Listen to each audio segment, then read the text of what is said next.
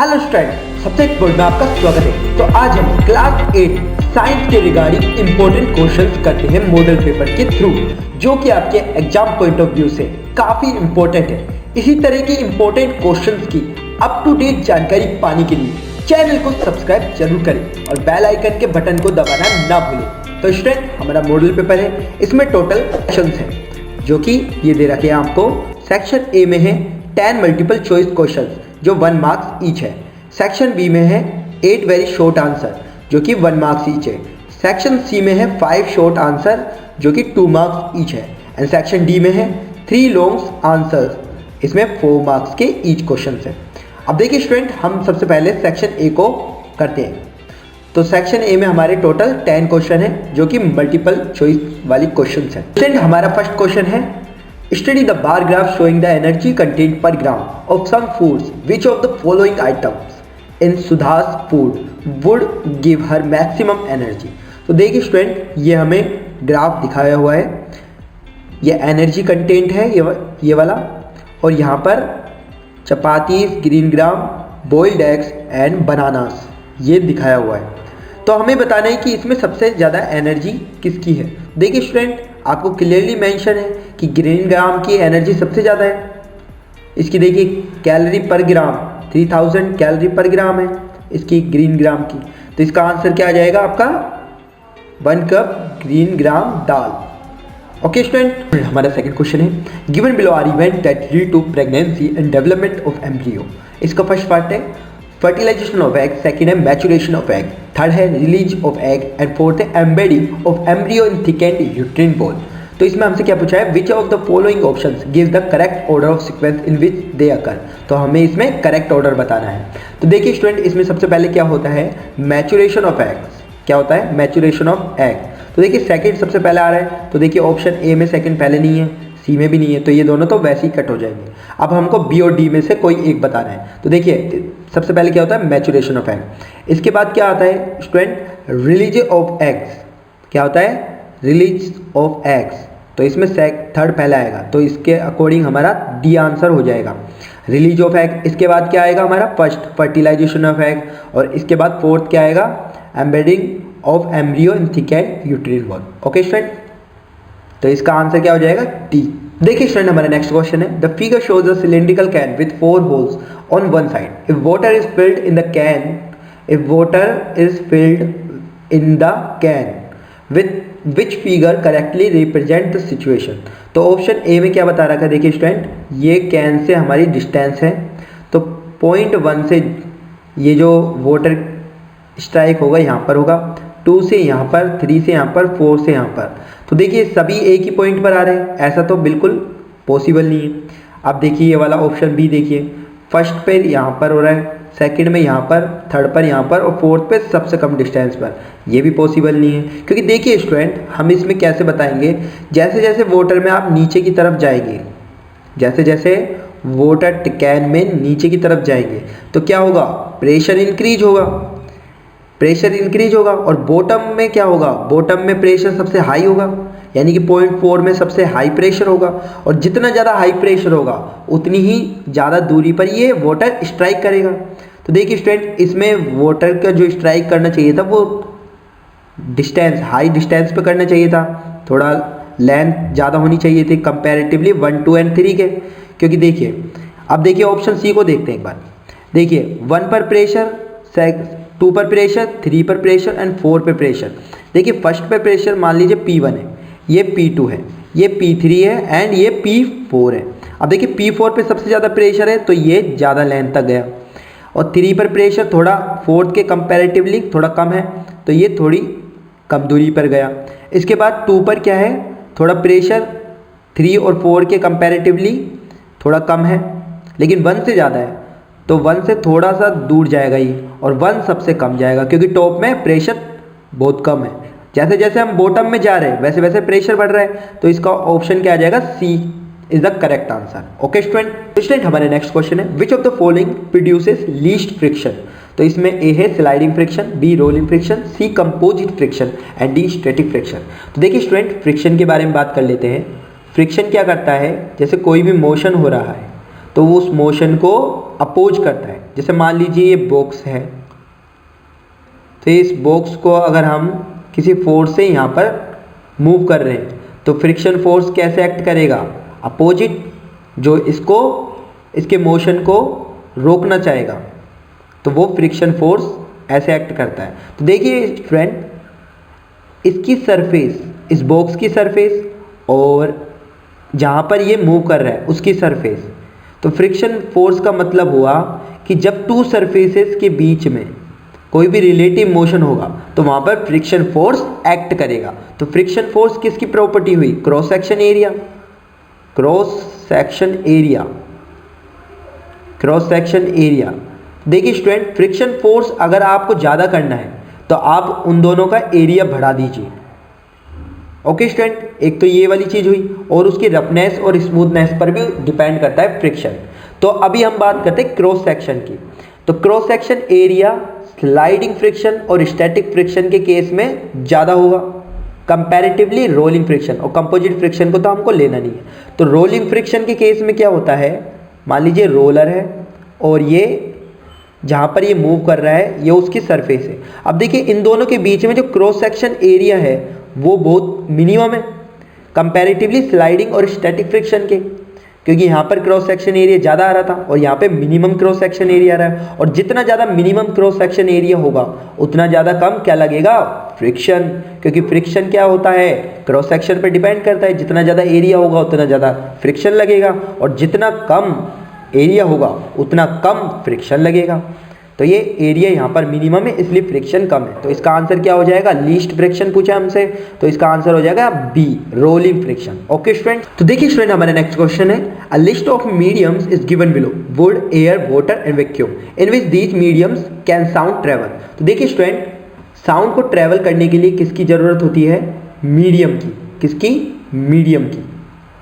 और मीडियम्स में क्या होते हैं, पार्टिकल्स होते हैं, और पार्टिकल्स के थ्रू क्या होता है, वाइब्रेशन होता है, जिसके थ्रू साउंड ट्रेवल करता है।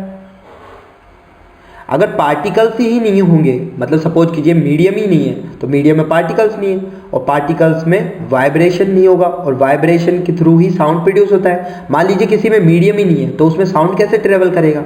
तो देखिए स्टूडेंट, जिसमें मीडियम होता है उसमें साउंड ट्रेवल कर सकता है। तो देखिए वुड है, इसमें मीडियम है तो इसमें साउंड ट्रेवल कर सकता है। एयर है, एयर में मीडियम्स होते हैं तो इसमें साउंड ट्रेवल कर सकता है। वाटर है, वाटर में मीडियम है तो यहाँ पर भी साउंड ट्रेवल कर सकता है। लेकिन वैक्यूम है, वैक्यूम में कोई मीडियम नहीं होता तो यहाँ पर साउंड ट्रेवल नहीं कर पाता, तो इसलिए ये वाला आंसर नहीं होगा। फर्स्ट, सेकंड और थर्ड ये तीनों ऑप्शन हमारे करेक्ट है। तो देखिए स्टूडेंट, इसमें कौन सा ऑप्शन आ जाएगा हमारा, first, second and third only, तो इसमें सी हमारा आंसर हो जाएगा। देखिए स्टूडेंट हमारे नेक्स्ट क्वेश्चन है, phase of moon occur because. तो देखिए स्टूडेंट, फेज ऑफ मून को समझने के लिए आप इसका ये डायग्राम समझ लीजिए। देखिए डायग्राम में क्या है, मून की जो फेज होती है ये क्या होता है, सबसे पहले पूरा का पूरा ब्राइट होता है मून, फुल मून होता है, जो ये धीरे धीरे करके करके वेनिंग में कन्वर्ट होता जाता है और ये मून की फेजेस बदलती रहती है। अब देखिए स्टूडेंट, इस केस में क्या है, मान लीजिए सपोज कीजिए ये हमारा अर्थ है जहाँ से हम इस मून को देखते हैं। अब देखिए क्या होता है, मून को अर्थ का नेचुरल सैटेलाइट भी कहा जाता है। अब ये मून अर्थ के अराउंड में रिवॉल्व करता रहता है, और जो ये ब्राइट हमें दिखता है मून, ये किसकी वजह से दिखता है, सन की वजह से, क्योंकि सन की जो लाइट आती है वो मून पर टकराती है और मून से टकरा के हमारी आंखों पर पड़ती है या फिर इस अर्थ पर आती है, जिससे हमें मून चमकता हुआ नजर आता है। अब देखिए स्टूडेंट, जब ये मून अर्थ के अराउंड में रिवॉल्व करता रहता है तो इसकी जो सन से जो लाइट टकराती है, मान लीजिए सपोज कीजिए यहाँ पर जब ये मून आया तो सन की जो लाइट आ रही है इस पर वो कम टकराई और वो हमारी अर्थ पर आती है, तो हमें रिफ्लेक्शन के थ्रू ये दिखाई देता है। मान लीजिए सपोज कीजिए मून यहाँ पर आ गया, अब देखिए सन की लाइट यहाँ पर इस मून पर, इसकी इतनी सरफेस पर तो सन की लाइट टकराई, लेकिन इस सरफेस पे सन की लाइट नहीं टकराई, तो ये वाला पार्ट तो हमें चमकता हुआ नजर आएगा और ये वाला पार्ट हमें चमकता हुआ नजर नहीं आएगा। अब जैसे जैसे आगे बढ़ते जाएंगे वैसे वैसे अब क्या होगा, सन की जो लाइट है इस पर बिल्कुल नहीं पड़ेगी। मान लीजिए सपोज कीजिए इस वाली कंडीशन में सन की बिल्कुल ही लाइट नहीं पड़ रही, तो इस केस में क्या होगा, ये हमें चमकता हुआ नजर नहीं आएगा, मतलब ये बिल्कुल डार्क दिखाई देगा। और फिर इसके बाद मान लीजिए सपोज कीजिए इस वाली कंडीशन में सन की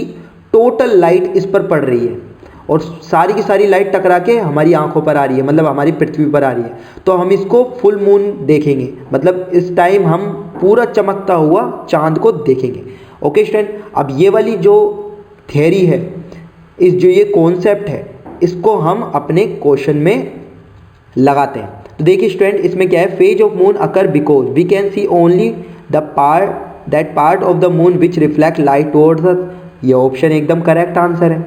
ऑप्शन बी देखिए, our distance from the moon keep changing, नहीं, इस वजह से ये मून अकर नहीं होता। The shadow of the earth covers only a part of the moon surface, नहीं, ये वाला भी नहीं होगा। The thickness of the moon atmosphere is not constant, नहीं होगा, क्योंकि हमसे क्वेश्चन में क्या पूछा है, phase of moon occur because, क्योंकि क्या हो रहा है इसमें, हो रहा है कि हम देख पा रहे हैं we can see only that part of moon which reflect light towards us, क्योंकि देखिए जितना सन का लाइट इस पर टकराई, ये रिफ्लेक्शन के थ्रू ही हमें दिखाई दे रहा है। अब यहाँ पे सन की लाइट टकराई और जितनी लाइट टकरा के हमारी आंखों पर आती है, हमारे अर्थ पर आती है, उतना ही हम मून को देख पाते हैं। अब इस कंडीशन में तो लाइट टकरा ही नहीं रही, तो इसमें हम बिल्कुल चांद को नहीं देख पाते, क्योंकि सन की ही वजह से ये मून की लाइट हमें दिखाई देती है। ओके स्टूडेंट, अब यहाँ पर देखिए ये फुल मून है, यहाँ पर सन की लाइट कंप्लीटली इस पर टकराती है और कंप्लीटली रिफ्लेक्ट होके हमारे अर्थ पर आती है, तो इसलिए हमें ये पूरा का पूरा क्या होता है, दिखाई दे जाता है, पूरा का पूरा फुल मून दिखाई देता है।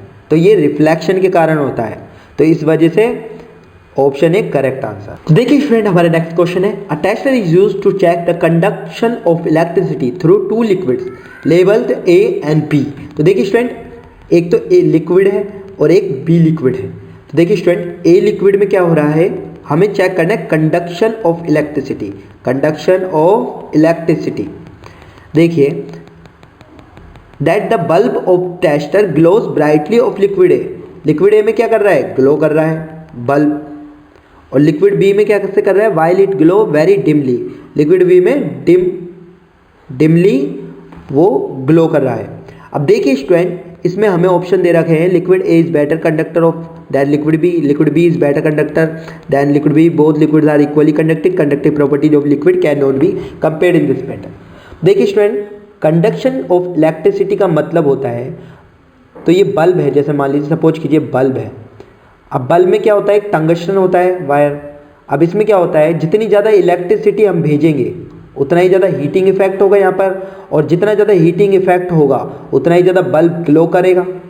तो लिक्विड ए किसको अलाउ कर रहा है, वो किसको अलाउ कर रहा है, इलेक्ट्रिसिटी को ज़्यादा अलाउ कर रहा है, जब ये ग्लो ज़्यादा कर रहा है, यानी कि गुड कंडक्टर है, क्योंकि कंडक्टर क्या होते हैं, जो इलेक्ट्रिसिटी को आसानी से पास कर दे, और ये बहुत आसानी से पास कर रहा है, वेरी इजी यहाँ पर पाथ बन रहा है इलेक्ट्रिसिटी का बल्ब में जाने का। तो इसका मतलब क्या हुआ, ये बेटर हुआ कंपैरेटिवली बी के। क्यों, क्योंकि बी कैसा कंडक्टर है, कंडक्टर तो है बी, लेकिन इसमें क्या हो रहा है, हीटिंग इफेक्ट कम प्रोड्यूस हो रहा है, जिसकी वजह से डिम हो रहा है। ये लाइट कैसी प्रोड्यूस कर रहा है, डिम लाइट प्रोड्यूस कर रहा है। क्यों, क्योंकि इलेक्ट्रिसिटी इसमें जो जा रही है वो कंपैरेटिवली ए के कम प्रोड्यूस हो रही है, और इलेक्ट्रिसिटी ये कम यहाँ पर बल्ब में भेज रहा है, जिसकी वजह से हीटिंग कम होगा, और जितना ज़्यादा हीटिंग कम होगा उतनी ज़्यादा लाइट डिम होगी, तो ये पुअर कंडक्टर होगा। तो इसका ऑप्शन ए सही हो जाएगा, liquid A is better conductor than liquid B. तो लिक्विड ए बेटर कंडक्टर है क्योंकि ये बल्ब को क्या कर रहा है, ग्लो कर रहा है, और लिक्विड बी कैसा होगा, डिम पुअर कंडक्टर होगा, क्योंकि ये लाइट को क्या कर रहा है, डिम कर रहा है। ओके स्टूडेंट, तो देखिए स्टूडेंट, नेक्स्ट क्वेश्चन है, show here is the curved steel rod with a mirror attached to the end of it that dentist use to examine our teeth. Identify the kind of mirror which is used in this instrument. तो इसका answer क्या जाएगा, concave mirror, concave mirror, क्योंकि देखिए student concave mirror ऐसा होता है, और कॉनकेव मिरर में देखिए ये ऐसा, और ये फोकल लेंथ होता है एफ। जब ऑब्जेक्ट देखिए, ऑब्जेक्ट जब यहाँ पर रखा रहेगा तब तो इसकी रियल इमेज बनेगी और यहीं पर बनेगी, इन्वर्टेड ऐसे बनेगी। लेकिन जब ऑब्जेक्ट को हम प्लेस करते हैं इसकी फोकल लेंथ और इसके पॉइंट के बीच में, सेंटर के बीच में, तो इसकी इमेज कैसे बनती है? इसकी इमेज बनती है, आपकी लार्ज इमेज बन जाती है यहाँ पर, और वो वर्चुअल बन जाती है। तो इस केस में हमारा क्या आ जाएगा? कॉनकेव मिरर का। तो डेंटिस्ट क्या यूज करते हैं? कॉनकेव मिरर चेक करते हैं। यहाँ पर जो ये मिरर है वो क्या है? Concave mirror. क्योंकि कॉन्वेक्स मिरर तो इसलिए नहीं होगा क्योंकि कॉन्वेक्स मिरर क्या होता है? कॉन्वेक्स मिरर होता है आपका डाइवर्जिंग, जो लाइट को फैला देता है। जबकि कॉनकेव मिरर क्या होता है? वो आपकी लाइट को क्या करता है? कन्वर्ज करता है। कन्वर्जिंग मिरर है ये, कन्वर्ज करता है, जिसकी वजह से हमें ऑब्जेक्ट की जो इमेज है वो यहाँ पर काफ़ी बिग दिखाई देती है, काफ़ी बड़ी दिखाई देती है। ओके स्टूडेंट, तो इसका आंसर क्या आ जाएगा? Concave mirror. देखिए स्टूडेंट, हमारा नेक्स्ट क्वेश्चन है, which type of pollution is caused by bursting a lot of crackers during Diwali? Option है water pollution, option B air and sound pollution, light and sound pollution, only sound pollution. तो इसका answer क्या आ जाएगा? देखिए student, crackers जो होते हैं वो आपके एटमॉस्फेयर में काफ़ी ज़्यादा हार्मफुल सब्सटेंस प्रोड्यूस करते हैं, जैसे कार्बन मोनोऑक्साइड हो गया, जैसे सल्फर डाइऑक्साइड हो गया, जैसे नाइट्रोजन डाइऑक्साइड हो गया। ऐसे बहुत सारे क्या करते हैं? एलिमेंट्स को, कंपाउंड्स को प्रोड्यूस करते हैं, जिसकी वजह से क्या होता है? एयर पोल्यूशन होता है, और इसी के साथ साथ क्या होता है? साउंड पोल्यूशन भी होता है। तो इसका बी ऑप्शन करेक्ट हो जाएगा। ओके स्टूडेंट, तो इसी के साथ स्टूडेंट हमारा सेक्शन ए कंप्लीट होता है। अब हम सेक्शन बी को करते हैं। तो देखिए स्टूडेंट, सेक्शन बी का फर्स्ट पार्ट है हमारा 11th क्वेश्चन, डिफाइन एडोलसेंस, और इसका और वाला पार्ट है व्हाट इज मेंस्ट्रुएशन। तो देखिए स्टूडेंट, इनका आंसर आप अपने एग्जाम में कैसे लिख कर आएंगे? तो देखिए स्टूडेंट, आप इस तरह से अपने एग्जाम में लिख कर आ सकते हो, आप इसका स्क्रीनशॉट भी कैप्चर कर सकते हो। तो देखिए स्टूडेंट, एडोलसेंस क्या होता है? The period of life when the body undergoes changes leading to reproductive maturity is called adolescence. The period of adolescence is normally 11 years to 90. तो देखिए स्टूडेंट, इसका आंसर आप अपने एग्जाम में इस तरह से लिखकर आ सकते हो, आप इसके स्क्रीनशॉट भी कैप्चर कर सकते हो। ओके स्टूडेंट, तो इसमें क्या लिखेंगे आप? एडोलसेंस में the period of life when the body undergoes changes leading to reproductive maturity is called adolescence. ये जो पीरियड होता है एडोलसेंस का, वो नॉर्मली 11 ईयर्स टू 19 होता है। The period of transition between childhood and adulthood, तो ये पीरियड होता है चाइल्डहुड और एडल्टहुड के बीच का, जो 11 ईयर्स टू 19 ईयर होता है। इसमें क्या होता है? इसमें रिप्रोडक्टिव मैच्योरिटी आती है। ओके स्टूडेंट, तो आप इसमें ये लिखकर आ सकते हो। और जो इसका जो और वाला पार्ट है वो क्या है? मेंस्ट्रुएशन। तो मेंस्ट्रुएशन क्या होता है student? Bleeding from uterus is called menstruation, is occurs every month in women. It begins from puberty till the age of 45 years. Okay student, देखिए स्टूडेंट, हमारे नेक्स्ट क्वेश्चन है, why is it difficult to walk on ice? देखिए student, जब भी हम ice पर चलते हैं, हम आइस पर चलते हैं तो हमारे लेग्स और आइस के बीच में लेस फ्रिक्शन जनरेट होता है, लेस फ्रिक्शन होता है, जिसकी वजह से हम आइस पर चल नहीं पाते। तो आप इसका आंसर कैसे लिखेंगे? It is difficult, it is difficult because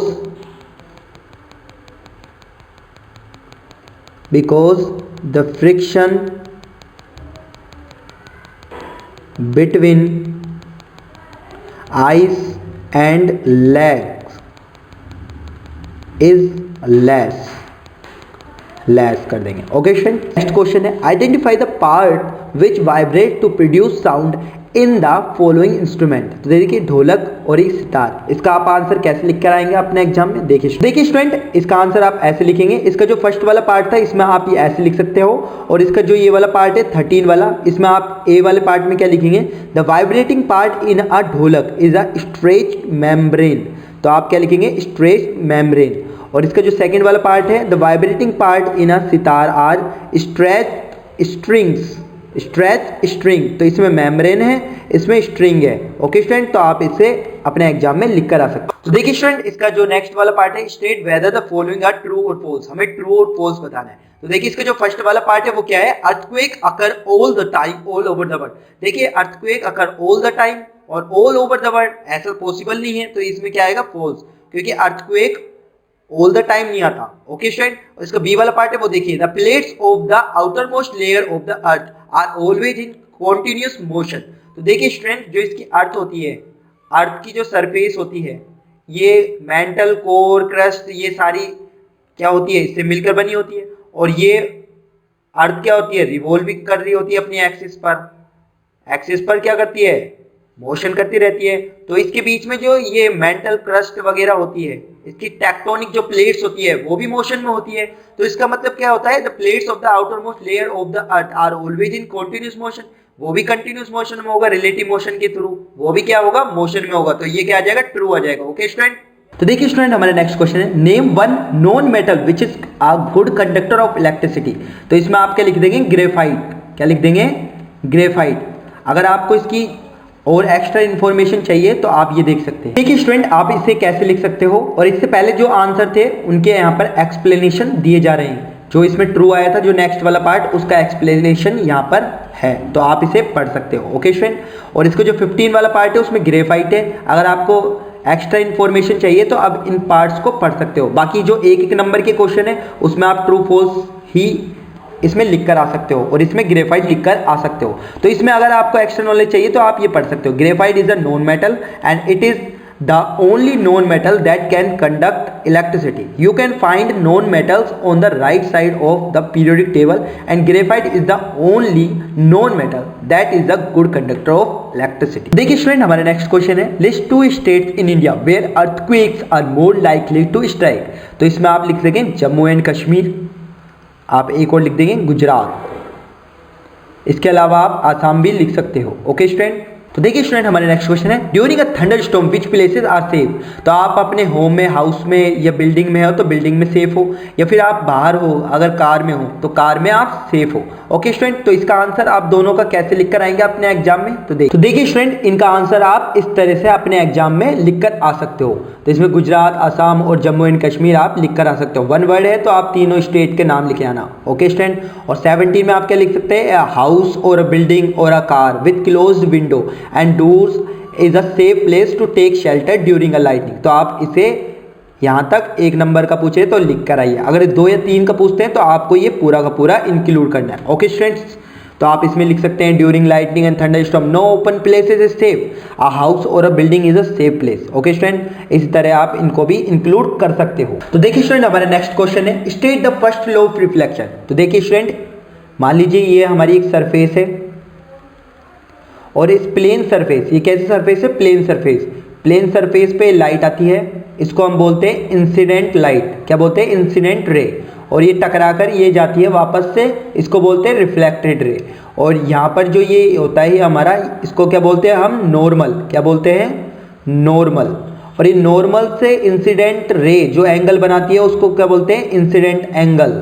और जो रिफ्लेक्टेड रे है नॉर्मल से जितना एंगल बनाती है उसको बोलते हैं रिफ्लेक्टेड एंगल। अब देखिए स्टूडेंट, इसके जो लॉ होते हैं फर्स्ट लॉ ऑफ रिफ्लेक्शन के, वो फर्स्ट वाला रूल क्या होता है कि हमारे जो ये इंसिडेंट रे, रिफ्लेक्टेड रे और नॉर्मल लाई करते हैं वन प्लेन पर, लाई करते हैं वन प्लेन पर। और सेकंड इसका जो रूल होगा वो क्या होगा कि incident angle I equals to होता है रिफ्लेक्टेड एंगल। ओके स्टूडेंट, तो इसको कैसे लिखेंगे अपने एग्जाम में, तो देखिए स्टूडेंट, इस तरह से आप अपने एग्जाम में इसको लिख कर आ सकते हो। अगर ये 3 नंबर का आता है तो आपको डायग्राम भी बनाना होगा और ये 2 रूल भी लिखने होंगे। अब ये 1 नंबर का है तो आप इतना ही लिख दीजिए, the incident ray, the reflected ray and the normal ray at the point of incident lie in the same plane, जो आपको अभी अभी समझाया था। सेकेंड वाला पॉइंट आप लिख देना, the angle of incident is equal to the angle of reflection, यानी कि ये angle I equals to angle R होता है। ओके स्टूडेंट, तो ये 2 रूल आप लिखकर आ सकते हो अपने एग्जाम में। तो इसी के साथ स्टूडेंट हमारा सेक्शन बी कंप्लीट होता है। अब हम सेक्शन सी को करते हैं। तो देखिए स्टूडेंट, हमारे सेक्शन सी का फर्स्ट 19th क्वेश्चन है, fill the blank circle in figure given below and identify the sex of child A and B. तो देखिए स्टूडेंट, इसमें एक्स एक्स है, यानी कि किसके होंगे, फीमेल के होंगे। तो क्योंकि फीमेल में क्या होते हैं, दोनों के दोनों क्रोमोसोम्स क्या होते हैं, सेम होते हैं, तो इसमें ये एक्स एक बार है तो यहाँ पर भी क्या होगा, एक्स होगा। अब देखिए ये क्या किसके होते हैं, मेल के होते हैं। तो एक्स वाई ये हेट्रोगैमेट्स होते हैं और इनमें आइदर एक्स क्रोमोसोम या फिर वाई क्रोमोसोम्स। ओके स्टूडेंट, अब देखिए ये एक्स और एक्स आपस में रिएक्शन करके क्या बनाएंगे, एक्स एक्स, और ये एक्स वाई आपस में कंबाइन होकर क्या बनाएंगे, एक्स वाई। अब देखिए स्टूडेंट, इसमें सेम क्रोमोसोम्स है, गैमेट सेम है, तो इसको क्या होगा, ये गर्ल होगा। Okay student, girl. और ये एक्स और वाई, देखिए एक्स और वाई इसमें हेट्रोगैमेट्स है, अलग अलग क्रोमोसोम्स है, तो इसको क्या बोलेंगे हम, बॉय। ओके स्टूडेंट, तो इसका आंसर आप कैसे लिख कर आएंगे, क्योंकि 2 नंबर का है, इसमें आप फर्दर थोड़ा सा और लिख कर आ सकते हो। तो देखिए स्टूडेंट, इसमें आप अपने एग्जाम में ये भी लिखकर आ सकते हो।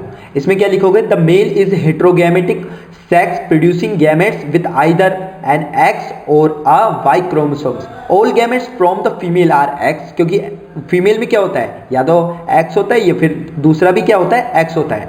दस the sex of the offspring is determined by the class of sperms. तो देखिए स्टूडेंट, हमारा नेक्स्ट क्वेश्चन है, fill in the blanks from the words given below. तो फर्स्ट पार्ट क्या है, the object to be electroplated is taken as cathode. इसमें क्या आ जाएगा, कैथोड। सेकेंड पार्ट है, one of the most common applications of chemical effect of electric current is. तो इसमें क्या आ जाएगा, इलेक्ट्रोप्लेटिंग। क्या आ जाएगा, इलेक्ट्रोप्लेटिंग। Okay student. और थर्ड वाला पार्ट क्या है, small amount of a mineral salt present naturally in water makes it is a conductor of electricity. तो इसमें क्या आ जाएगा, कंडक्टर ऑफ इलेक्ट्रिसिटी। और एंड का क्या बचा है, electroplating of chromium. Chromium is done on object like water taps and cycle bell to give them a shiny appearance. तो देखिए स्टूडेंट, इस क्वेश्चन को आप कैसे समझेंगे, देखिए स्टूडेंट, इसका आंसर आप यहाँ से मेंशन कर सकते हो। इन जो ये इनके आंसर दिए थे, इसको आप यहाँ से वेरीफाइड कर सकते हो। जो इसका जो कॉन्सेप्ट है यहाँ पर दिया हुआ है, जो इलेक्ट्रोप्लेटिंग है, इसका सेटअप आपको यहाँ पर दिखाया हुआ है कि यहाँ पर एक बैटरी लगी हुई है और यहाँ से प्लस वाला टर्मिनल क्या लगा हुआ है, ये एनोड होता है, ये माइनस वाला कैथोड होता है। जहाँ पर हमको, जैसे ये इम्प्योर मेटल है, अब इस इम्प्योर मेटल ये सॉल्यूशन में मिलती है और सॉल्यूशन से किस में आ जाती है, ये कैथोड पर आ जाती है। यहाँ से प्योर मेटल को हम कलेक्ट कर सकते हैं। जहाँ पर हम कैथोड पर कलेक्ट कर रहे हैं मेटल को, तो इसको क्या कहते हैं, इलेक्ट्रोप्लेट। ये cathode is the object to be electroplated, जहाँ पर हम मेटल को, प्योर मेटल को कलेक्ट कर रहे हैं, जिसकी वजह से ये जो की है ये शाइन करने लगेगी। तो इस वजह से यहाँ पर ये आंसर आया कैथोड। इसके बाद ये प्रोसेस है इलेक्ट्रोप्लेटिंग है, ये वाला chemical effect of electric current is electroplating. आप ये फर्दर आप इसको रीड आउट कर सकते हो। इसके बाद ये स्मॉल कंडक्टर इलेक्ट्रिक कंडक्टर को यहाँ पर इसकी थियरी वाला पार्ट बताया हुआ है, तो आप यहाँ से रीड आउट कर लीजिएगा। और इसके बाद ये वाला जो पार्ट है, electroplating of chromium is done on object water tap, तो आप इसे ध्यान रखना है। Electroplating of chromium is done on object like water tap, cycle bells to give them a shiny appearance. Okay students, तो देखिए स्टूडेंट, हमारा नेक्स्ट क्वेश्चन है, a simple pendulum makes 10 oscillations in 20 second, what is the time period and frequency of its oscillation. तो देखिए student, इसको कैसे करेंगे, सबसे पहले फ्रीक्वेंसी जो होती है उसका फॉर्मूला क्या होता है, frequency equals to number of oscillations upon time taken. Okay student, अब देखिए नंबर ऑफ ऑसिलेशन कितना गिवन है हमें, 10, और टाइम कितना गिवन है, 20 सेकेंड। तो ये क्या आ जाएगा, ये कैंसिल आउट होकर 0.5 हर्ट्ज आ जाएगा। ओके स्टूडेंट, फ्रीक्वेंसी की यूनिट क्या होती है, हर्ट्ज, इसे लगाना मत भूले।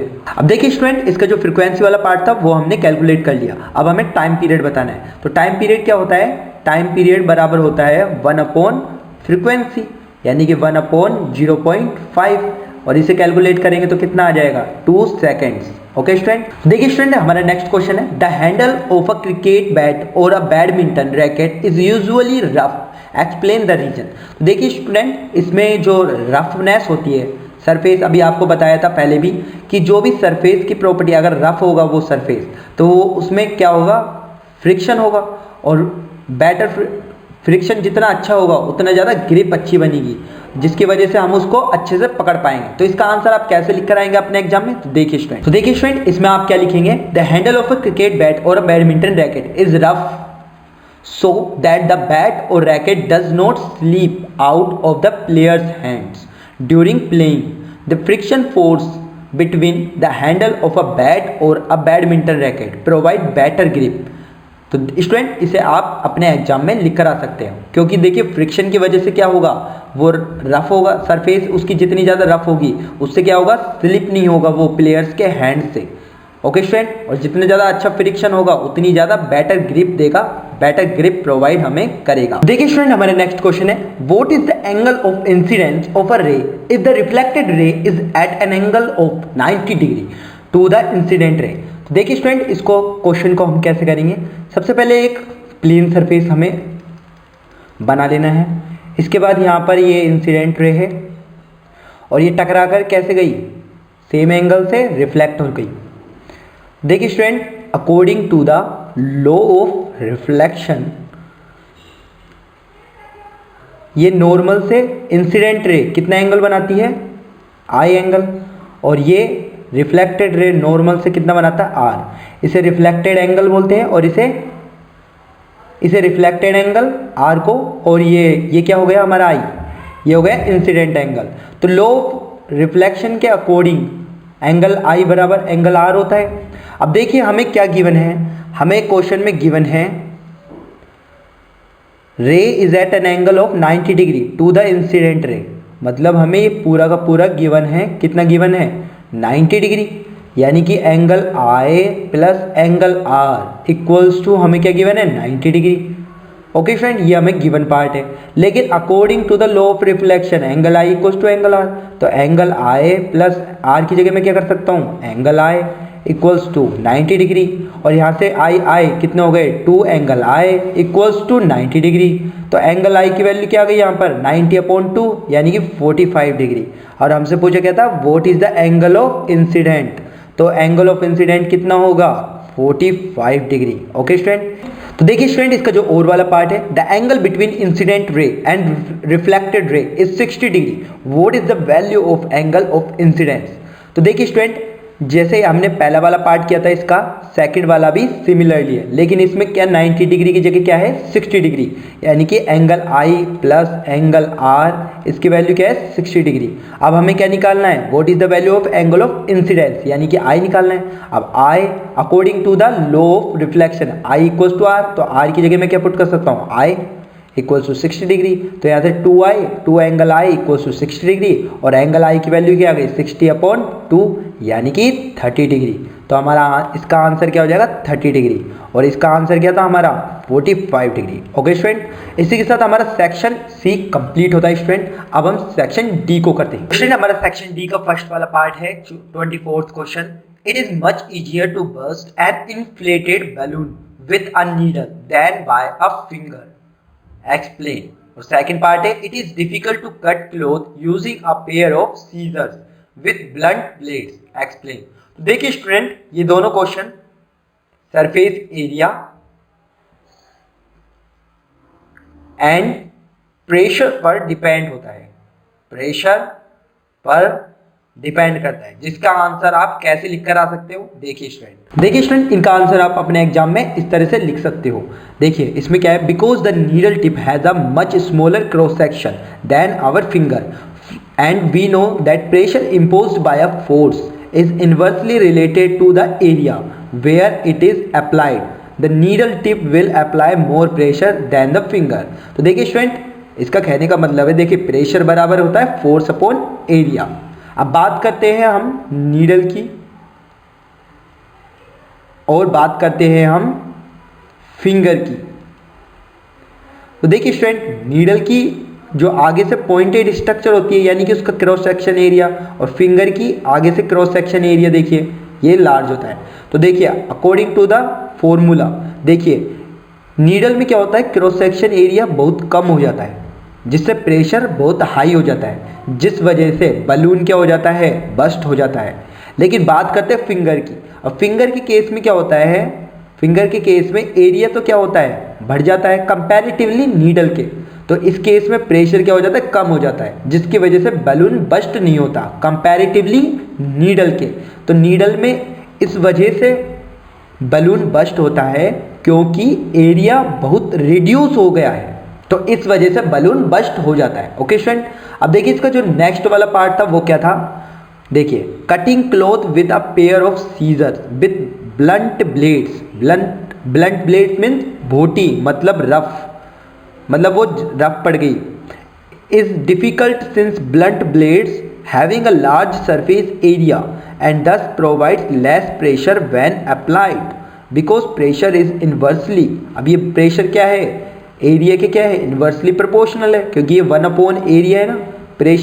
प्रेशर इक्वल्स टू एरिया तो नहीं है ना, प्रेशर इक्वल्स टू 1/एरिया है, यानी कि इसको क्या बोलते हैं, inversely proportional to. Okay student, because pressure is inversely related to cross sectional area, cutting cloth with blunt blades is hard. तो देखिए स्टूडेंट, जो ब्लंट ब्लेड्स होती है, जो भोटी ब्लेड्स होती है, उनका क्या होता है, जो एरिया होता है वो काफ़ी बढ़ा हुआ होता है, मतलब pressure equal to force upon area है। अब इसका क्रॉस सेक्शन एरिया बढ़ जाता है, इस वजह से प्रेशर कम लग पाता है, इस वजह से कटिंग क्लॉथ नहीं कर पाता। जबकि अगर शार्प होगी, ये ब्लेड शार्प होगी, तो उसका क्रॉस सेक्शन एरिया क्या होगा, क्रॉस सेक्शन एरिया कम होगा, जिसकी वजह से प्रेशर हाई हो जाएगा, और हाई प्रेशर से हम ईजिली उसको कट कर सकते हैं क्लॉथ को। ओके स्टूडेंट, तो आप इसका स्क्रीनशॉट भी ले सकते हो। देखिए स्टूडेंट, हमारा नेक्स्ट पार्ट है इसका।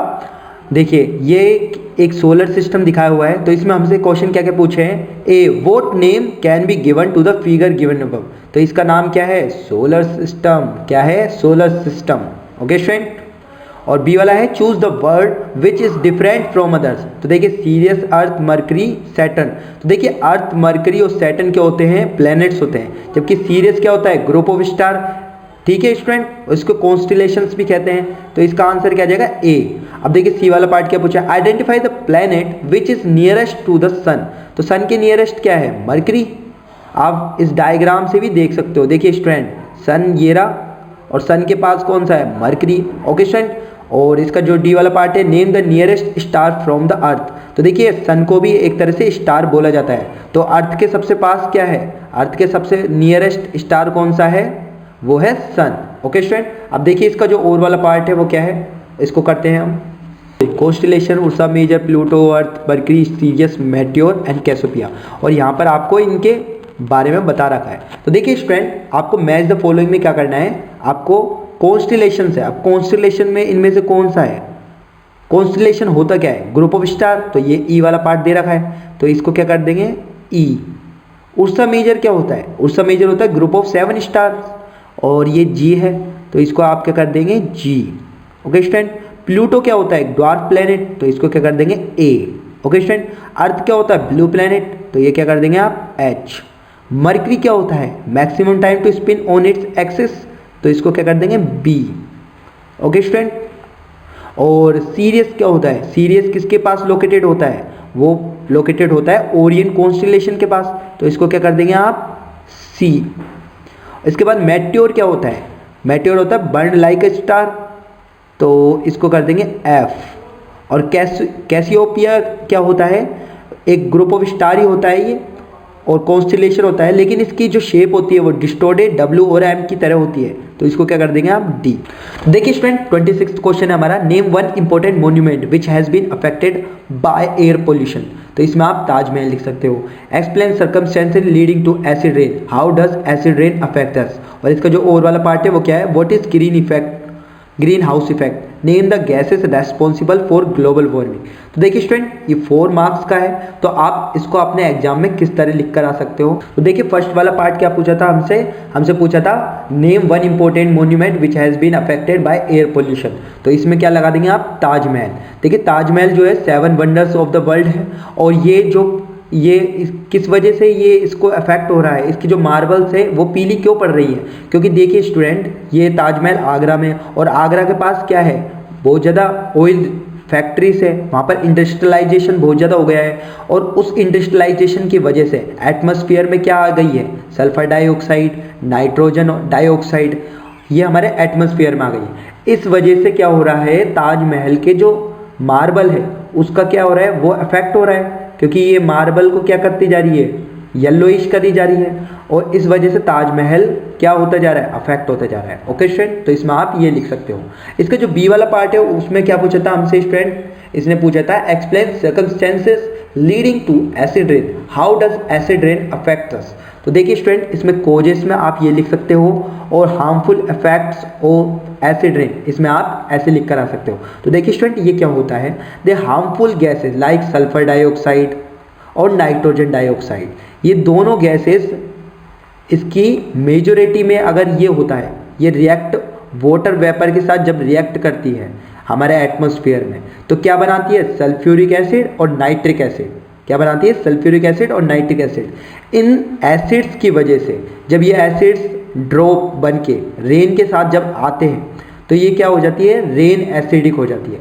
वो जो हमारी रेन होती है, बारिश होती है, वो कैसी हो जाती है, एसिडिक हो जाती है। इसी को हम कहते हैं एसिड रेन। ओके स्टूडेंट, ये 2 वे से आ सकती है, 2 तरीक़ों से आ सकती है। या तो ये आपके मैन मेड हो सकता है या नेचुरल कोजेस हो सकता है। मैन मेड क्या हो सकता है, जैसे बड़ी बड़ी इंडस्ट्रियलाइजेशन कर ली लोगों ने, तो उस वजह से क्या हो सकता है, emission are given out from industries, मतलब बड़ी बड़ी इंडस्ट्रीज से क्या होता है, इमिशंस होता है सल्फर और नाइट्रोजन पार्टिकल्स का, जो हमारे एटमॉस्फेयर में आकर मिल जाती है। और दूसरा होता है नेचुरल कोजेस, लाइक हवा lightning strike in the atmosphere releases nitrogen ions and sulphur A release from volcanic eruption. तो वोल्केनो के जरिए आ सकता है आपका एटमॉस्फेयर में ये सल्फर और नाइट्रोजन के पार्टिकल्स, या फिर कभी भी लाइटनिंग स्ट्राइक होती है तो उससे भी हमारे एटमॉस्फेयर में सल्फर और नाइट्रोजन के पार्टिकल आ सकते हैं, और जिसकी वजह से rain water, rain acidic rain होती है। ओके स्टूडेंट, और इसके जो हार्मफुल इफेक्ट है एसिड रेन के, उसमें आप ये चारों पॉइंट लिख कर आ सकते हो। देखो एसिड रेन जो होती है वो स्किन इरिटेशन करती है, और इसका दूसरा पार्ट है कि ये बिल्डिंग्स और ब्रिजेस को क्या करती है, कोरोड करती है। इसके बाद इसमें थर्ड वाला क्या लिख सकते हो आप, it changes the fertility of soil, soil की फर्टिलिटी घटाती है, जिससे वहाँ पर जो क्रॉप्स का प्रोडक्शन है वो कम होते जाता है। और इसका जो फोर्थ पॉइंट है वो क्या है, destroy plants and aquatic life, ये जो भी एक्वेटिक है, जितने भी पानी में रहने वाली जीव जंतु हैं, वो क्या हो रहे हैं, इनसे अफेक्ट होते हैं, और प्लांट्स भी इनसे क्या होते हैं, अफेक्ट होते हैं। ओके, देखिए स्टूडेंट, जो इसका और वाला पार्ट है वो क्या है, what is greenhouse effect. तो देखिए स्टूडेंट, ग्रीन हाउस इफेक्ट क्या होता है, the warming up of the earth due to trapping heat rays by carbon dioxide in air is called greenhouse effect. This effect helps in keep the surface of earth warm. तो देखिए suppose कीजिए student, ये हमारी अर्थ है और ये सन है। अब देखिए स्टूडेंट, जो ये अर्थ है, हम लोगों को सरवाइव करने के लिए थोड़ा बहुत ये प्लेनेट वार्म अपने आप को कर लेता है। वो कैसे करता है, जैसे सन की रेस आई, यहाँ पर ये सन की रेस आई, अभी सन की रेस आती है और अर्थ की सरफेस से टकराकर वापस चली जाती है। तो देखिए स्टूडेंट, इस केस में क्या होता है, जो हमारा एटमॉस्फेयर है अर्थ का, उसमें कार्बन डाइऑक्साइड होती है, मीथेन होती है, नाइट्रोस ऑक्साइड होती है, ऐसी कुछ गैसेस होती है जिनको ग्रीन हाउस गैसेस कहा जाता है। अब इन गैसेस का क्या काम होता है, जब भी सन की रेस यहाँ पर आती है अर्थ की सरफेस पर, तो कार्बन डाइऑक्साइड मीथेन गैसेस क्या करती है, सन की रेसेस को ट्रैप कर लेती हैं, कुछ अमाउंट में सन की रेस को ट्रैप कर लेती है, जिसकी वजह से ये अर्थ जो हमारा प्लेनेट है, ब्लू प्लेनेट, ये क्या कर पाता है, अपने आप को वॉर्म कर पाता है, अर्थ वॉर्म, जिसकी वजह से हम सर्वाइवल कर पाते हैं। तो ये होता है आपका ग्रीन हाउस इफेक्ट, कि हमारे एटमॉस्फेयर को वार्म करना, ये होता है ग्रीन हाउस इफेक्ट। अब इसका जो नेक्स्ट क्वेश्चन हमसे पूछा है, name the gases responsible for global warming. अब देखिए स्टूडेंट, ग्लोबल वार्मिंग क्या होता है, देखिए अभी कार्बन डाइऑक्साइड और मीथेन ये हमारे एटमॉस्फेयर में होती है और ये सन की रेस को ट्रैप करती है। लेकिन स्टूडेंट, अभी कार्बन डाइऑक्साइड ज़रूरत से ज़्यादा हमारे एटमॉस्फेयर में बन रही है। वो कैसे बन रही है, डिफोरेस्टेशन से हो रहा है, कि पेड़ों की कटाई से ज़्यादा कार्बन डाइऑक्साइड बन रही है, बर्निंग ऑफ फॉसिल फ्यूल से कार्बन डाइऑक्साइड ज़्यादा बन रही है, रिलीज ऑफ मीथेन, इसकी वजह से भी कार्बन डाइऑक्साइड ज़्यादा बन रही है। अब due to the more carbon dioxide, इससे क्या होता है, कार्बन डाइऑक्साइड की प्रॉपर्टी है कि ये हीट को एब्जॉर्ब करता है, सन की रेस को ट्रैप कर लेता है। अब ज़रूरत से ज़्यादा ये सन की रेस को क्या कर लेता है, ट्रैप कर लेता है, जिसकी वजह से ज़रूरत से ज़्यादा इस ब्लू प्लेनेट का टेम्परेचर इंक्रीज हो जाता है। अब इसकी वजह से क्या होता है, इसकी वजह से हमारे ग्लेशियर्स क्या हो रहे हैं, मेल्ट हो रहे हैं, किल ऑक्सीजन साइकिल ये अफेक्ट हो रहे हैं। तो ये एटमॉस्फेयर के एनवायरनमेंट को अफेक्ट कर रहा है। ओके स्टूडेंट, अब देखिए इसमें आप क्या लिखेंगे, the rise in temperature of earth surface due to increase amount of greenhouse gases. अब ये CO2 मीथेन ये ग्रीन हाउस गैसेस होती है। तो देखिए स्टूडेंट, इसमें आप क्या लिखेंगे, the rise in temperature of earth surface due to the increased amount of greenhouse gases. अब देखिए CO2 मीथेन नाइट्रस ऑक्साइड ये क्या ग्रीन गैसेस ही होती है। अब ये in the atmosphere is called global warming. इनके ज़्यादा बढ़ने से क्या होता है, ग्लोबल वार्मिंग होती है। The causes and possible effects of global warming are deforestation, burning of fossil fuel, release of methane. तो ये आप लिखकर आ सकते हो। अब देखिए नेक्स्ट पार्ट हमसे पूछा था, the gas is mainly responsible for global warming. तो आप इसमें कह सकते हैं water vapour, carbon dioxide, methane, nitrous oxide और फ्लोरिनेटेड गैसेज जैसे SFCs, PFCs, SF6, ये आप लिखकर आ सकते हो। इसमें मेनली कौन कौन सी होती है, कार्बन डाइऑक्साइड और मीथेन। ओके स्टूडेंट, तो इसी के साथ हमारा ये मॉडल पेपर पूरा का पूरा सोल्व होता है। ओके स्टूडेंट, उम्मीद करता हूँ स्टूडेंट ये मॉडल पेपर आपकी प्रिपरेशन को बूस्ट करने के लिए काफी यूजफुल रहा होगा। आगे ऐसे ही मॉडल पेपर्स के सॉल्यूशन के लिए चैनल को सब्सक्राइब जरूर करें और अपने मित्रों को ये मॉडल पेपर जरूर शेयर करें। तो स्टूडेंट हम फिर से मिलेंगे, बाय बाय।